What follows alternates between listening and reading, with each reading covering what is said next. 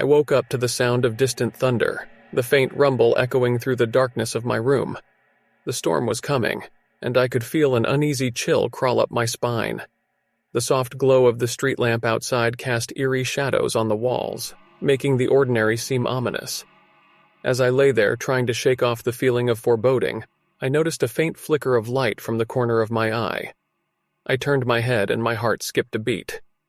A pale, ghostly figure stood at the foot of my bed, its eyes like dark pits, staring directly at me. I tried to scream, but no sound escaped my lips. The figure slowly glided closer, its movements smooth and unnatural.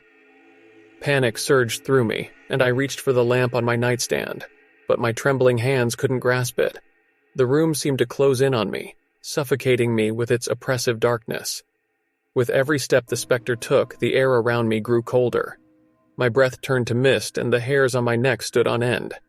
I was paralyzed with fear, unable to break free from the creature's gaze. Suddenly the storm outside intensified, unleashing torrents of rain against the windows. The thunder crashed louder, and the lightning illuminated the room, revealing more of the ghastly figure's skeletal face. It seemed to feed off the storm's energy, growing stronger with each lightning flash. In a chilling whisper, the apparition spoke. "You cannot escape me, I have come for you, drawn by your deepest fears and darkest secrets."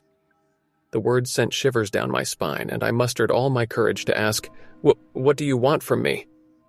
Its hollow eyes seemed to pierce my soul as it replied, "I hunger for your terror, for the fear that courses through your veins. Your terror sustains me, and I will never leave you." The specter reached out its icy hand toward me, and I finally found my voice. I let out a blood-curdling scream, but it was drowned out by the raging storm outside.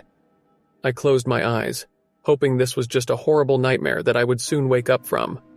But when I opened them again, the ghostly figure was gone. The storm had passed, leaving behind only the sound of raindrops gently tapping on my window. I was alone, but the feeling of dread lingered in the air. From that night on, I lived in constant fear, haunted by the memory of the ghastly apparition.